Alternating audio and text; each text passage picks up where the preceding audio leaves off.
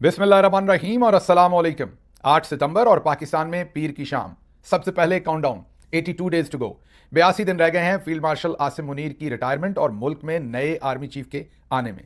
लेकिन जैसा कि मैं पिछले चंद दिन से आपको बता रहा हूं कि ये जो बाकी मांदा दिन है ये अब आराम से नहीं गुजरने। ये जो आप स्क्रीन पर क्लॉक को टिक होते हुए देख रहे हैं कि क्लॉक के अंदर टिक टिक हो रही है, मतलब कि सुई मूव कर रही है और इनसे टिक टिक की आवाज आ रही है। ये आपको तो घड़ी का टिक टिक लग रहा है, लेकिन असल में फील्ड मार्शल आसिम मुनीर के दिमाग में ये टाइम बॉम्ब का टिक टिक है। वो इससे इतने खौफजदा हैं कि उन्हें हर सूरत एक्सटेंशन चाहिए कि जो बाकी मांदा दिन है, हर दिन पाकिस्तान के अंदर सर्कस होगी, हर दिन पाकिस्तान के अंदर कुछ ना कुछ होगा, ता वक्ते कि उनको एक्सटेंशन का खत मिल जाए, ता वक्त है कि चीज़ें उनके कंट्रोल में आ जाएं और उन्हें अगले 5 साल की एक्सटेंशन का परवाना जो है वो मिल जाए। जब तक ये नहीं मिलता, वाशिंगटन से लेकर इस्लामाबाद, इस्लामाबाद से लेकर जीएचक्यू, जीएचक्यू से लेकर अडयाला, अडयाला से लेकर कराची, कराची से लेकर रायवंड, हर जगह पर जो शतरंज है वो लगी रहेगी, हर जगह पर ताश के पत्ते लगे रहेंगे, हर जगह पर घिनौनी साजिशें होंगी, रोज़ नए नए करैक्टर आएंगे, नए नए ड्रामे होंगे और आपको लगेगा कि पाकिस्तान पूरी तरह से एक सर्कस बन गया। आज इसी तनाज़र में एक और नई साजिश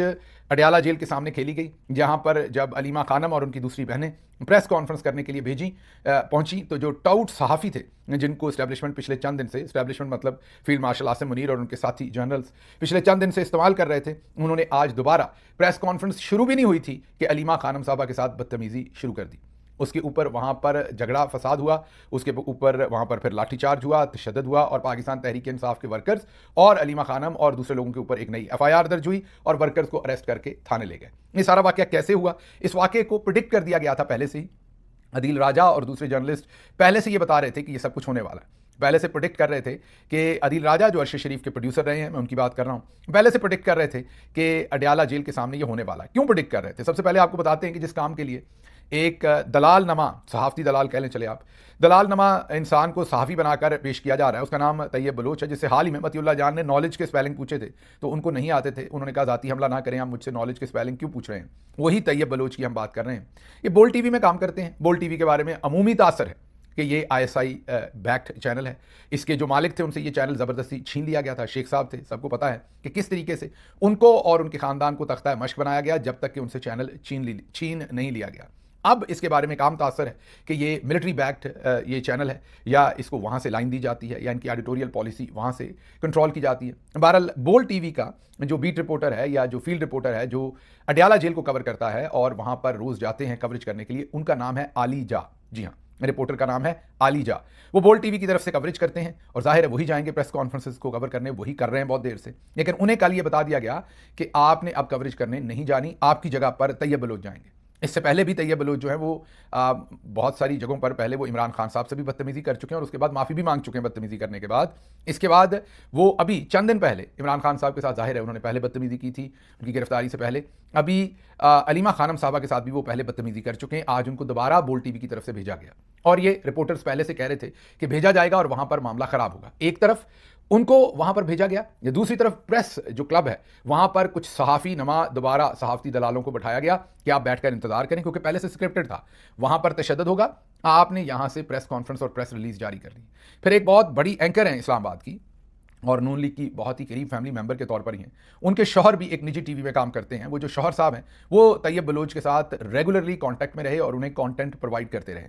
खैर, जब प्रेस कॉन्फ्रेंस के लिए अलीमा बीबी पहुंची और उन्होंने बिस्मिल्लाहिर्रहमानिर्रहीम कह के प्रेस कॉन्फ्रेंस शुरू की तो अभी उनके मुंह से बिस्मिल्लाह खत्म हुई थी, तो बजाय इसके कि उनको पहले बात करने दी जाती है और फिर सवाल, जो प्रेस कॉन्फ्रेंस का अमूमी तरीका होता है कि बोलने वाला पहले बात कंप्लीट करता है फिर सहाफ़ी अपने सवाल करते हैं, लेकिन आज उल्टा मंजर हुआ। जैसे ही उनके मुंह से बिस्मिल्लाहिर्रहमानिर्रहीम खत्म हुआ तो तैयब बलोच ने कहा कि आप कौन होती हैं सहाफ़ियों के खिलाफ प्रोपेगेंडा करने वाली और मुहिम चलाने वाली। ये लाइन खासी बदतमीज़ी पर मबनी थी और जाहिर है इस वक्त की ये लाइन भी नहीं थी। आप सवालों के दौरान ऐसा सवाल पूछ लें और वो भी तहजीब में रहते हुए, लेकिन उन्होंने प्रेस कॉन्फ्रेंस के शुरू में ये दाग दिया। उसके बावजूद अलीमा खानम और दूसरे लोगों ने इस चीज़ को इग्नोर किया और प्रेस कॉन्फ्रेंस जारी रखने की कोशिश की। जब वो अगला जुमला बोलने लगी तो उसने फिर कहा कि आपकी औकात क्या है। इसने, ये जो तैयब बलोच साहब है, नीम ख्वांदा हैं ये बेचारे, बिल्कुल ऐसे ही सहाफ़ी के रूप में वहाँ छोड़ा हुआ है टाउट के तौर पर एजेंसीज ने। वो कहते हैं कि आपकी औकात क्या है कि आप सहाफ़ियों के खिलाफ जो ये मूवमेंट कर रही। जाहिर है लोगों को इश्ताल आया, लेकिन इश्ताल क्या आना था, वहाँ पर जो खुद से मौजूद थे आईएसआई के लोग, उन्होंने इन्हें पीटना शुरू कर दिया ज़ाहिर है उसमें पीटीआई के वर्कर्स भी कोई ना कोई शामिल हुए होंगे, क्योंकि जब माहौल बना दिया जाता है, एक थप्पड़ मारता है तो दूसरा शुरू होता है। लेकिन मैं ये क्यों कह रहा हूँ, आप कहेंगे कि डॉक्टर गेला आप तो खुद प्रोपेगेंडा ब्रिगेड हैं पीटीआई के, आप तो वही बात करनी है जो आपको सूट करती है। तो ये ज़रा वीडियो देखिए, आज़ाद टीवी की वीडियो है, मेरी वीडियो नहीं। आज़ाद टीवी भी अमूमी तौर पर तासर यही है कि ISI बैक्ड डिजिटल चैनल है ये। आप ज़रा ये वीडियो देखिए आज़ाद टीवी की स्क्रीन की साइड पर, और आप ज़रा ये देखिए कि ये थप्पड़ लग रहे हैं या थपकियाँ दी जा रही हैं। ये वो ISI के लोग हैं जो उसे थप्पड़ मार नहीं रहे, थपकियाँ दे रहे हैं, लेकिन लग ऐसा रहा है कि थप्पड़ मार रहे हैं। मैं आपको स्क्रीन पर दिखा रहा हूँ। और सिर्फ इतना ही नहीं, आगाज सरवर एक सहाफ़ी, आपको पता है उन्हें भी उठा लिया गया था, पहले ISI की तरफ से तशद्दुद भी किया गया था। उन्होंने अपना एक भरपूर बयान दिया है और पूरी तरह से उन्होंने बताया कि उन्होंने किस तरीके से बचाया, पहले इसको तैयब बलोच को बचाकर वो साइड पर ले गए इनको कि इन पर तशद्दुद ना हो। लेकिन फिर एक शख्स आया, ये मेरा ख्याल ग्रीन कलर की या एक्वा कलर की इसने टी शर्ट पहनी हुई है, आगा सरवर भी इसी वीडियो की तरफ इशारा कर रहे हैं। वो कह रहे हैं कि फिर आया एक शख्स और उसने मुझे कहा कि आप इन्हें क्यों छुड़ा रहे हो, और वो धक्का देकर मुझसे छुड़ा के फिर क्राउड की तरफ लेकर गया जहां पर लोग थे, ताकि इन्हें मार पड़े। और वो कहते हैं कि ये जो तैयब बलोच है ये मुस्कुराता हुआ उनके साथ गया, खुशी से गया, जैसा कि कुछ टारगेटेड था और कुछ अचीव करना था जो अधूरा रह गया था। फिर जो इन्हें मार पड़ी वो अमूमी तौर पर जब पब्लिक और पाकिस्तान की पब्लिक जो बिजली से, पानी से, गैस से, सैलाब से तंग आई हुई है, 200 रुपए किलो चीनी खरीद रही है, वो पब्लिक जब किसी की धुलाई करती है और कई दफ़ा बेकसूरों की भी कर डालती है, लेकिन जब वो पब्लिक किसी की धुलाई करती है तो यकीन कीजिए वो बंदा 4 दिन सीधा नहीं हो पाता, क्योंकि मॉब मेंटालिटी बहुत खतरनाक होती है। जब मॉब किसी पे तशद्दुद करती है तो वो आपको पता है इंडिया में मॉब ने क्या कुछ कर रखा है तशद्दुद और लिंचिंग के नाम पर। लेकिन मॉब जब तशद्दुद करती है कहीं भी तो बंदे से सीधा खड़ा नहीं हुआ जाता बहुत देर तक, क्योंकि हर बंदा अपनी मर्जी की चोट मारता है, मर्जी का हिस्सा डालता है। ये साहब वहां पर उठकर फिर करतब कर रहे हैं, फिर टार्जन बने हुए हैं, जाके सारी शाम इंटरव्यूज देते रहे हैं। और उसी वक्त जैसे ही ISI के लोगों ने इन्हें थोड़े बहुत धक्के शक्के दिए, बीच में दोबारा कह रहा हूं वर्कर्स ने भी मार पिटाई की होगी, इनको 1-2 थप्पड़ शप्पड़ पड़े, इनको छुड़ा कर ले गए और वर्कर्स को उठाकर उन पर तशद्दुद किया गया और उन्हें प्रिजन वैन में डाल दिया गया और अलीमा खानम साहबा और दूसरे लोगों पर FIR दी गई, वर्कर्स पर FIR दी गई। ये सब एक वेल ऑर्केस्ट्रेटेड प्लान था। इससे पहले अंडा फेंकने वाला भी वेल ऑर्केस्ट्रेटेड प्लान था, हम आपको दिखा चुके, वीडियो से साबित कर चुके। ये सब कुछ जो पिछले चंद दिन से जो कुछ भी आपकी नज़रों के सामने मीडिया पे हो रहा है, ये सब एक ड्रामा है जो फील्ड मार्शल और उनके साथी कर रहे हैं। क्यों कर रहे हैं? आप बहुत इंटेलिजेंट हैं, आपने बारीक बीनी से चीज़ें देखनी है, तो आपको सब कुछ क्लियर हो जाना है, सब कुछ समझ आ जाना है। तो इसलिए अगर आप गौर से देखेंगे तो आपको समझ आ जाएगा कि ये फील्ड मार्शल और उनके साथियों का अपना रचाया हुआ ड्रामा था। और पर्पस जो है मैंने आपको बता दिया कि ये 82 दिन ऐसे नहीं गुजरने, हर दिन एक सर्कस लगनी है। खैर कुछ सहाफ़ियों ने तो इसके ऊपर बहुत उम्दा रिस्पॉन्स किया और उन्होंने इसके ऊपर खुलकर बात की। मसलन सलीम साफ़ी जो इमरान खान के अज़ली दुश्मन हैं, उन्होंने इस पर कहा कि सहाफ़ियों को भी अपने सवालात के बारे में सोचना चाहिए, स्पेशली ये जो सोशल मीडिया से रिलेटेड दोस्त हैं, ये जब किसी की तज़हीक करते हैं तो वो सवाल नहीं होता, फिर उसके ऊपर ऐसे रिएक्शन आ सकते हैं। एक खातून को, एक बुजुर्ग खातून को कहना कि आपकी औकात क्या है, बल्कि तुम्हारी औकात क्या है, ये लफ्ज़ कहना, और यहां से प्रेस कॉन्फ्रेंस शुरू भी ना होने देना, उसके अंदर गुलगुबाड़ा करना, जाहिर है ये जानबूझकर वहां पर ये सब कुछ करवाने गए थे और इनको भेजा गया था। लेकिन इस सब के बावजूद नवाज शरीफ की मुंह बोली बेटी, नून लीग की खास सहाफ़ी, उनकी मुंह बोली बेटी है, मरियम की मुंह बोली बहन है, ये डस्का से इनका लेना देना है, मतलब डस्का की रहने वाली हैं आसमा शराजी साहबा। जरा सुनिए वो क्या कहती हैं। पहले ही जो है, पहले तो सोशल मीडिया के ऊपर बाकायदा कैंपेन शुरू हो गई कि उनको आज मारा जाएगा और उनको मारा जाना चाहिए। और व्हाट्सएप ग्रुप्स जो हमारी इत्तलात हैं, जो हमें बता रहे हैं वहां पे सहाफ़ी, व्हाट्सएप ग्रुप्स के अंदर भी जो उकसाया गया लोगों को, और फिर सवाल अभी पूछा नहीं था, पहले गालम गलोच उधर से हुई और उसके बाद फिर जो है उनको मारा गया। तो मेरा ख्याल है कि ये एक तरह से फिर फॉल्स फ्लैग आप कहेंगे इसको, कि ये फॉल्स फ्लैग हो गया PTI के खिलाफ, ये क्या? सुन लिया आपने, उन्होंने कोई अदर साइड व्यू नहीं दिया। वो आज दोबारा औरतों, खुद ही औरत कार्ड खेलती हैं। इनसे इनकी जर्द सहाफत के ऊपर सवाल करें, इनकी सहाफती जो बेईमानी है उसके ऊपर बात करें, इनका सहाफती जो बायस है उसके ऊपर बात करें, इनका नवाज शरीफ खानदान के साथ जो ये उनकी मुंह बोली बेटी हैं उस पर बात करें, सवालात पूछें। प्रोफेशनल तो ये आगे से कुत्ता, कुत्ते की दुम, मीन गाली गलोच करती हैं मोहतरमा, और औरत कार्ड भी खेलती हैं। लेकिन हमेशा जो सपोर्ट है वो वन साइडेड करती हैं, कभी औरतों के साथ खड़े नहीं होती, कभी औरतों की बेहुरमती के लिए खड़ी नहीं होती। जहां पर शरीफ खानदान और जनरल्स का इंटरेस्ट होगा वहां पर जाकर खड़ी होती हैं। आज भी आपने देख लिया कि अंधाधुंध जो है वो ये सपोर्ट कर रही हैं शरीफ खानदान को और जनरल्स को। लेकिन जाहिर है, मैंने आपको पहले भी कहा कि शरीफ खानदान बीच में, जाहिर है उनके असासे इस्तेमाल होते हैं क्योंकि आजकल वो एक ही ग्रुप में है, लेकिन ये काम दोबारा से, जैसे अंडों का काम मरियम का नहीं था, ये काम भी मरियम का नहीं है, ये भी फील्ड मार्शल आसिम मुनीर और उनके साथियों का काम है। और प्रेशर जो टाइम बॉम्ब टेक कर रहा है 82 दिन का, वो उनके ऊपर आ रहा है। आने वाले दिनों में आप और भी ऐसे काम होते हुए देखेंगे। अब जरा अगली स्टोरी की तरफ चलते हैं। अदील राजा की स्टोरी है, क्रेडिट उनको जाता है, अर्श शरीफ के ये प्रोड्यूसर हैं, साबिक, आजकल काइंड ऑफ बेरोजगार हैं क्योंकि इनको हमारे चौधरी लोग जो हैं, जो मेरी इतला है, वो नौकरी नहीं करने देते, जो कोई रखता है इनको निकलवा देते हैं, अपना वीलॉग करते हैं, बड़ा अच्छा वीलॉग करते हैं। स्टाइल इनका ज़रा थोड़ा सा रफ है, मैंने इन्हें कई दफ़ा कहा है कि ज़रा टी शर्ट वगैरह पहनना बंद करें, ज़रा आप कुश्ती के लिए नहीं आते, ज़रा शर्ट वर्ट पहना करें। मतलब मैं ज़ाती तो मेरा राब्ता इनसे नहीं है, लेकिन ट्विटर वगैरह के ऊपर ही कहता हूँ। इसीलिए अगर ज़ाती राब्ता होता तो मैं इनको फ़ोन पर कहता। ये वीलॉग के थ्रू इसीलिए कह रहा हूँ कि इन तक मेरी आवाज़ आए कि ज़रा थोड़ा सा बॉडी बिल्डिंग नहीं करनी, यहाँ पर आपने सहाफ़त करनी है तो ज़रा हुलिया थोड़ा सा अब आपने मोतबराना करना है। लेकिन खबरें इनकी बड़ी मोतबर होती हैं, खबर बड़ी ब्रेकिंग देते हैं। हम अक्सर इनके वीलॉग को देखते भी हैं, फॉलो भी करते हैं, इनको ट्विटर पर भी हम देखते हैं। और इनकी जो खबरें होती हैं बड़ी मुनफरद होती हैं, अंदर की खबरें होती हैं और ब्रेकिंग न्यूज़ होती हैं। तो अगर आपको मौका मिले तो इनका वीलॉग भी ज़रूर देखें। जो अच्छा काम करने वाले लोग हैं उनकी सरपरस्ती ज़रूर किया करें। ये भी एक सदका जारिया होता है कि आप उन आवाज़ों को मजबूत करते हैं। जब आप सच की आवाज़ को मजबूत करते हैं तो झूठ की आवाज़ को आप कमज़ोर करते हैं, तो घर बैठे आप एक अच्छा काम कर रहे होते हैं। तो मेरी रिकमेंडेशन है कि अदील राजा को ज़रूर देखें अगर आप देख सकें तो। इन्होंने आज एक स्टोरी ब्रेक की। आज जस्टिस याया अफरीदी साहब ने फुल कोर्ट का इजलास बुला लिया। इसके पीछे कहानी ये थी कि फुल कोर्ट का इजलास इसलिए बुलाया कि उन्होंने कोर्ट रूल्स जो हैं, नए कोर्ट रूल्स, जो प्रोसीजर्स थे, जिस तरीके से सुप्रीम कोर्ट को चलाना है, जाहिर है चौधरी निजामुद्दीन के इमाम पर चलाना है। फील्ड मार्शल साहब जैसे चाहते हैं वैसे बेंच बनने हैं, वैसे केसेस उन बेंचेस के सामने आने हैं, किस केस को सुनना है, किसको नहीं सुनना, कौन सी बेंच फॉर्मेशन होनी है, किस मुकदमे में क्या फैसला देना है। इस सब को करने के लिए जस्टिस याया अफरीदी को ऊपर सुप्रीम कोर्ट में और नीचे जस्टिस सरफराज डोगर को जो प्रैक्टिस एंड प्रोसीजर बिल्स हैं या सुप्रीम कोर्ट या हाई कोर्ट के रूल्स हैं उनको तब्दील करना था। नीचे तो आपने देख लिया था कि 6 मिनट के अंदर अंदर बगैर पढ़े जस्टिस सरफराज डोगर साहब ने इस्लामाबाद हाई कोर्ट के रूल्स या प्रैक्टिस एंड प्रोसीजर जो भी आपने उसे कहना है वो उन्होंने पास कर डाला। ऊपर जस्टिस याया अफरीदी ने भी बिल्कुल ऐसे ही किया। उन्होंने भी यही 2 नंबरी की। उन्होंने सुप्रीम कोर्ट के नए रूल्स बना लिए और उन्हें सर्कुलेशन के थ्रू जो है वो पास करवाने की कोशिश की। हालांकि ये सर्कुलेशन से करने हैं या किस तरीके से करने, इसका भी अयादा जो है, इसका भी जो डिसीजन है वो सुप्रीम कोर्ट का फुल कोर्ट ही कर सकता है।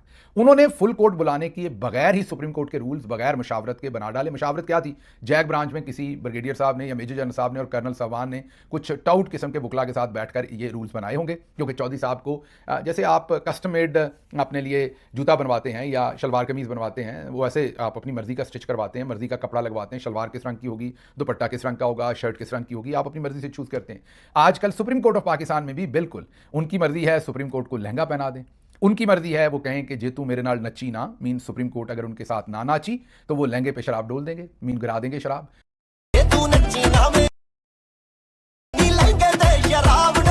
तो वो फील्ड मार्शल साहब की मर्जी है, उनके साथियों की मर्जी है कि वो सुप्रीम कोर्ट को क्या कहते हैं। उनका दिल करे तो बीच बाजार उनका लहंगा उठा दें, ऊपर उठा दें, घूंघट उठाने के बजाय लहंगा ही उठा दें। नॉर्मली तो पुराने डिक्टेटर जो थे वो माजरत के साथ सुप्रीम कोर्ट का लहंगा जो घूंघट था वो उठाया करते थे अपनी मर्जी से। ये अब जो आजकल रवाज है इसमें घूंघट नहीं उठाते ये किसी भी, ये जो बंदा उठाते हैं उसको भी नंगा करते हैं। ये जो इन्होंने मीडिया के साथ किया उसको भी नंगा कर दिया है। सुप्रीम कोर्ट और हाई कोर्ट का भी घूंघट उठाने के बजाय इन्होंने नीचे से पकड़ के लहंगा ही ऊपर उठा दिया है। तो इन्होंने सारे ही घूंघट उठा दिए हैं, तो कुछ रह पल्ले नहीं गया। तो अब उसी तरह के वो कवानीन और रूल्स बनवाते हैं और वहां से वो जो ड्राफ्ट आया वो दे दिया गया कि ये फुल कोर्ट का इजलास बुलाएं। अदील राजा ने आज ये स्टोरी ब्रेक की जब किसी को वहमो गुमान में भी नहीं था कि 4 जजेस, उनके नाम आपके सामने रखता हूं, justice Mansoor Ali Shah, justice Munib Akhtar, justice Ayesha Malik, ये तो पहले से बहुत देर से तगड़ा स्टांस लिए हुए खड़े हैं। अब इसमें एक नाम और आया है, जस्टिस अतर मिल्ला, दबंग है, आजकल ये भी बागी होने को फिर रहे हैं। जस्टिस अतर मिल्ला, इन चारों ने फुल कोर्ट के इजलास में शिरकत नहीं की, बल्कि खत लिखकर जस्टिस याया अफरीदी को बेनकाब किया और बताया कि आपने ये जो रूल्स पास किए हैं इसमें हमसे तो आपने मशावरत ही नहीं की, फुल कोर्ट से आपने मशावरत नहीं की और कानूनी तौर पर फुल कोर्ट से मशावरत के बगैर आप कोई ऐसे रूल्स पास नहीं कर सकते। तो अब आप सिर्फ महज एक रस्म पूरी कर रहे हैं, महज एक आप नूरा कुश्ती कर रहे हैं, एक फॉर्मेलिटी पूरी कर रहे हैं, स्टैंप रबर स्टैंप के तौर पर जजेस को इस्तेमाल कर रहे हैं आप फुल कोर्ट बुलाकर, और असल जो आपने काम डालना था वो आप पहले ही डाल चुके हैं हमारी मशावरत के बगैर। तो ये आपने क्या किया ये एक्सप्लेन कीजिए। जाहिर है इससे पहले याद कीजिए जस्टिस मंसूर अली शाह एक खत लिख चुके हैं 3-4 दिन पहले, और वो खत लिख चुके हैं जस्टिस याया अफरीदी को, जिसमें उन्होंने 6 नुकात जो है वो उठाए थे। उसमें ये रूल्स के बारे में भी नुकता था, फिर आईनी बेंच के बारे में था, फिर जो ये 26वीं आईनी तरमीम का केस लगाना था वो था, बहुत सारी चीजें उन्होंने उन 6 नुकात के अंदर उठाई थी। अब 4 और जजेस, मीन 3 और जजेस और चौथे जस्टिस मंसूर अली शाह, दोबारा उन्होंने एक नया खत लिखा है और फुल कोर्ट में शमूलियत की बजाय उन्होंने जस्टिस याया अफरीदी को एक्सपोज किया है कि आप भी अर्दली बन गए और आप चौधरी निजामुद्दीन की मर्जी पर नए रूल्स बनाएं और फुल कोर्ट को आपने उसमें डिस्कस करना या उनसे मंजूरी लेना या उनको मुशावरत में शामिल करना आपने मुनासिब नहीं समझा। सदीक जान भी इसमें हिस्सा डाल रहे हैं और वो भी एक खबर ब्रेक कर रहे हैं। वो कह रहे हैं कि अमूमी तौर पर फुल कोर्ट का इजलास जो है वो कोर्ट नंबर 1 में बुलाया जाता है। वहां पर सीटिंग अरेंजमेंट ऐसा है कि हर जज के सामने माइक्रोफोन होता है और वो बोल पाता है। लेकिन आज इसको ऑडिटोरियम में जानबूझकर बुलाया गया, जहां पर माइक्रोफोन सिर्फ और सिर्फ चीफ जस्टिस के पास होगा और बाकी सब सामने बैठेंगे, सामईन के तौर पर कोई बोल नहीं सकेगा। यह भी एक साजिश थी जिसे जो सदीक जान है वो रिपोर्ट कर रहे हैं। तो overall Supreme Court of Pakistan में इन 4 जजेस ने, justice Mansoor Ali Shah, justice Munib Akhtar, justice Ayesha Malik और जस्टिस अतर मिन्ला ने यह खत लिखा है और सुप्रीम कोर्ट के रूल्स को जिस तरीके से पामाली कर रहे हैं पास करने में सारे प्रोसेस की, उसको पॉइंट आउट किया है और कहा है कि आप ये 2 नंबरी कर रहे हैं, आपको ये नहीं करनी चाहिए। अगली खबर बहुत ही अहम है, इसलिए मैं क्विकली उसके ऊपर मूव करूंगा इससे पहले कि व्लॉग का वक्त खत्म हो जाए। 3 ही खबरें आज हम करेंगे।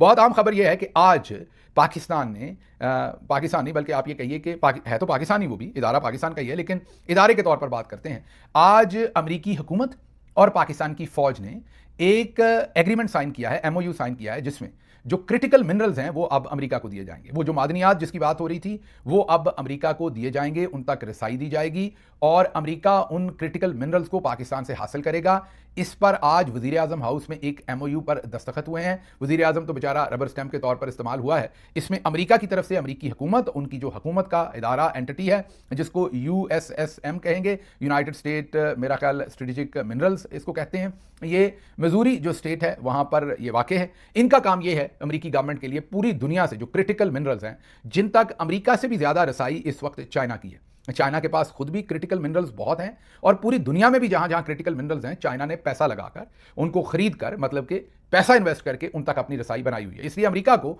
ज्यादातर क्रिटिकल मिनरल्स जो हैं वो चाइना से हासिल करने पड़ते हैं। लेकिन जब से सदर ट्रंप आए हैं, अमेरिका अन्नेवाह अब इन क्रिटिकल मिनरल्स तक पहुंचना चाह रहा है। याद कीजिए वो जो तमाम बदतमीजी हुई थी व्हाइट हाउस के अंदर यूक्रेनियन प्रेसिडेंट के साथ, प्रेसिडेंट ट्रंप की, वो भी इसी पर्पज के लिए हुई थी क्योंकि क्रिटिकल मिनरल्स चाहिए।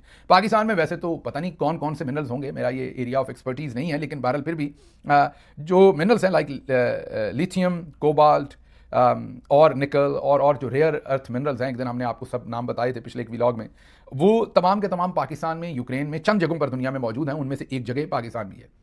अब ये जो एग्रीमेंट हुआ है, जो USSM अमेरिका की तरफ से और पाकिस्तान की तरफ से, इंटरेस्टिंगली मैं आपको बताना भूल गया, FWO, जी हाँ, जो FWO फ्रंटियर वर्क्स जो ऑर्गेनाइजेशन है, वो आपको पता है कि पाकिस्तान मिलिट्री का इदारा है जो सारे ठेके लेता है। मैंने एक दिन पहले भी आपको बताया था कि वो भी एक बड़ा मजेदार काम है कि ठेका वो लेते हैं और आगे ठेकेदारों को दे देते हैं। वो ठेकेदारों के ठेकेदार हैं।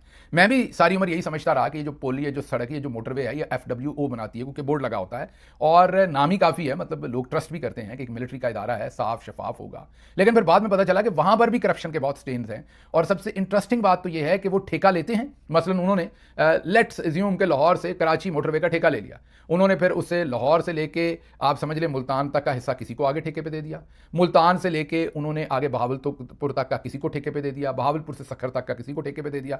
वो खुद नहीं बनाते, खुद ठेका लेते हैं और हुकूमत उनको ठेका दे देती है, आगे ठेकेदारों को ठेका देते हैं, दरमियान में अपना बीच में जो है वो शेयर रख लेते हैं, अपना जो कमीशन है वो रख लेते हैं और आगे ठेका दे देते हैं। तो ठेकेदारों के ठेकेदार हैं। तो फिर अगर यही करना है तो हुकूमत ही डायरेक्ट किसी को ठेका क्यों नहीं देती? बहरहाल ये एक अलग बात है, ये अलग टॉपिक है। लेकिन FWO जो मिलिट्री का एक ज़ैली इदारा है, उसने आज प्राइम मिनिस्टर ऑफिस के अंदर ये जो रेयर अर्थ मिनरल्स हैं, जिनसे ये जो EV बैटरीज हैं, जो अगला फ्यूचर है, ये जितनी भी टेस्ला, जितनी भी बड़ी बड़ी इलेक्ट्रॉनिक गाड़ियां हैं जो चार्ज से चलती हैं, EV बैटरीज के लिए ये तमाम रेयर अर्थ मिनरल्स बहुत इंपॉर्टेंट है। जो रिन्यूएबल एनर्जी है उसके लिए सेमीकंडक्टर, ये जो चिप्स बन रही हैं आजकल, आपने NVIDIA और पता नहीं किस किस कंपनी का नाम सुना होगा, जिसका सारी जंग चल रही है, AI आर्टिफिशियल इंटेलिजेंस, किसका उस पर काबू होना है, ये सब रेयर अर्थ मिनरल से होता है, उसके बगैर मुमकिन नहीं है। तो आज पाकिस्तान ने ऑफिशियली ये MOU किया है जिससे पाकिस्तान जो है वो अमेरिका को सरेंडर कर रहा है अपना ये सारा जो उनके पास ये जो सारे मिनरल्स हैं। और जाहिर है चाइना को कोल्ड शोल्डर आज पाकिस्तान ने दिया है, क्योंकि चाइना जो है उसकी एक्सेस थी पाकिस्तान के इन तमाम सेक्टर्स के साथ, चाइना का इंटरेस्ट भी है। जैसे मैंने आपको बताया कि सिर्फ पाकिस्तान में नहीं, पूरी दुनिया में जहां जहां भी रेयर अर्थ मिनरल्स हैं, चाइना के पास खुद भी अपने बहुत हैं, खुद कफील है वो। लेकिन उसके अलावा पूरी दुनिया में जहां जहां हैं, उन्होंने अर्ली इन्वेस्टमेंट्स करके वहां पर उनकी माइनिंग किया और उनका कंट्रोल या एक्सेस जो है वो चाइना के पास है। अब पाकिस्तान तो चाइना का, याद है ना आपको, हिमालय से ऊंची, शहद से मीठी, समंदर से गहरी दोस्ती है हमारी उनके साथ। लेकिन उस गहरी दोस्ती के अंदर जे तू नच्ची ना मेरे नाल गोरी छोड़िए, मैं लहंगे पे शराब डोल दूं। तो आज अगलों ने लहंगे पे शराब डोल दी है और अब बल्कि लहंगा ही उठा दिया है, इनका भी मिनरल्स का भी, जैसे सुप्रीम कोर्ट का उठाया है, और चाइना का इंटरेस्ट गायब कर दिया है। यूएसएसएम ने आज एमओयू कर लिया है। अब हमें एक्सटेंशन चाहिए, उस एक्सटेंशन के लिए मिनरल बेचने पड़ते हैं, उस एक्सटेंशन के लिए क्या कुछ बेचना पड़ता है, हम सब बेचने को तैयार हैं। तो आज जो ये एमओयू है, जाहिर है इसके बहुत लॉन्ग टर्म इफेक्ट्स होंगे पाकिस्तान के ऊपर, और इसलिए इफेक्ट्स होंगे कि पाकिस्तान की जो टेक्नोलॉजी है, सॉवरेनिटी है, इन्वायरमेंट है, फॉरेन पॉलिसी का कंट्रोल है, जो चाइना की डोमिनेंस थी यहाँ पर कह लें, या चाइना की इन्वॉल्वमेंट थी, या चाइना के साथ पार्टनरशिप थी, वो तमाम चीज़ें जो हैं वो मुतासर होंगी। बिगर पिक्चर ये भी नज़र आ रही है कि अब पाकिस्तान की फ़ौज और अमेरिका एक पेज पर है और वो इकट्ठे एक दूसरे के साथ पार्टनरशिप कर रहे हैं। मुझे यहाँ से इजाज़त दीजिए। अल्लाह आपका हामी और नासिर हो। पाकिस्तान जिंदाबाद।